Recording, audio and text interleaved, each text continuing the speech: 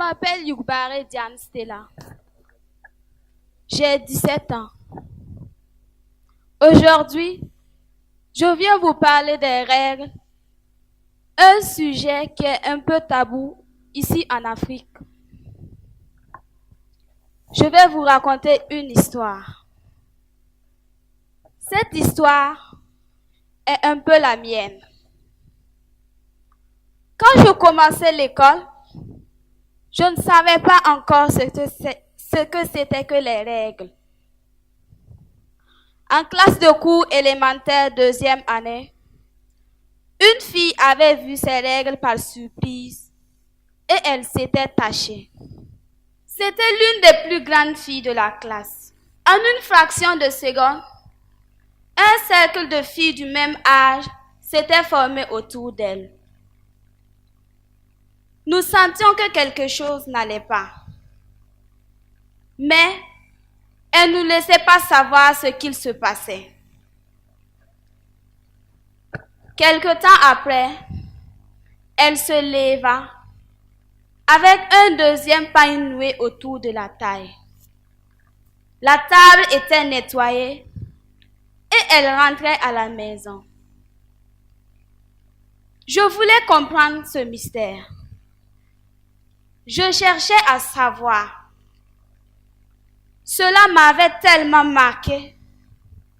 Et quand je demandais, on me dit seulement qu'elle était malade. De quelle maladie pouvait-elle souffrir? Pourquoi devrait-elle saigner?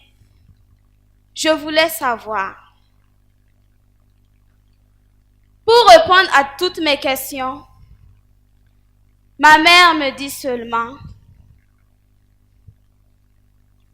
attends que ça te contamine. Là, tu comprendras. Pour me dire simplement de ne plus chercher à comprendre. L'année qui a suivi, notre institutrice a parlé des règles. Des garçons riaient et les filles se couchaient sur les tables pour cacher leur visage. À moi, ça paraissait bizarre. Comme à la règle de la classe, le traceur que j'utilise pour faire mes lits pourrait faire tant d'effets. Quelque temps après, l'institutrice a reparlé des règles. Mais cette fois-ci, avec une explication et une bonne définition. J'ai commencé à comprendre. J'ai compris ce qui s'était passé avec la fille de ma classe. À l'âge de 12 ans, j'ai eu mes premières règles, mais je ne voulais pas en parler à ma mère. J'avais honte. Je pensais que c'était un mal d'avoir ces règles. Mais je finis par lui en parler. Et elle m'a dit: tu es devenue grande maintenant. Tu ne dois plus jouer avec les garçons. Sinon, tu vas tomber enceinte. Dès cet instant, j'ai commencé à avoir peur des garçons. Dans mon école, les filles parlaient des règles entre elles. Dès que je voyais un groupe de filles, j'allais m'intégrer. Je cherchais à savoir. Je voulais comprendre. Dans mes nombreuses démarches, je finis par intégrer le club Dinkan de mon école. Dinkan qui veut dire la voix de l'enfant. Dans ce club, on a créé beaucoup de sous-clubs comme le sous-club GHM. GHM qui veut dire la gestion hygiénique des menstrues. Mes camarades me proposèrent alors d'être présidente de ce sous-club. J'ai pu bénéficier d'une formation grâce à laquelle je sensibilise mes camarades.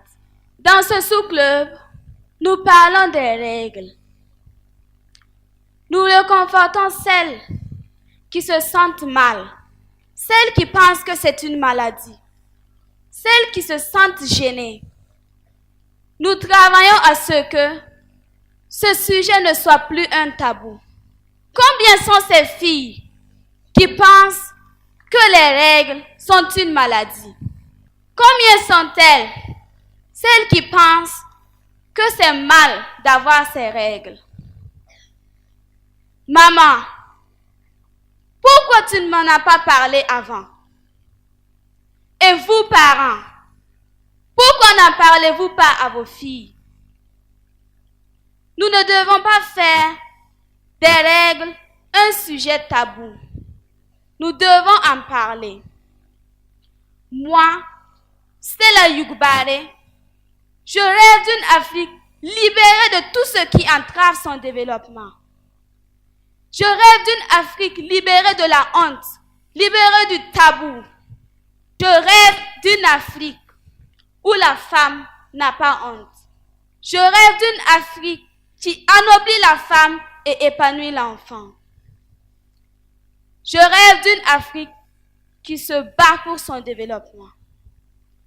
Je rêve d'une Afrique où l'enfant est reconnu, écouté et peut poser toutes sortes de questions, tout en sachant qu'il aura des réponses. C'est de cette Afrique-là que je rêve. This is the Africa I want. Merci.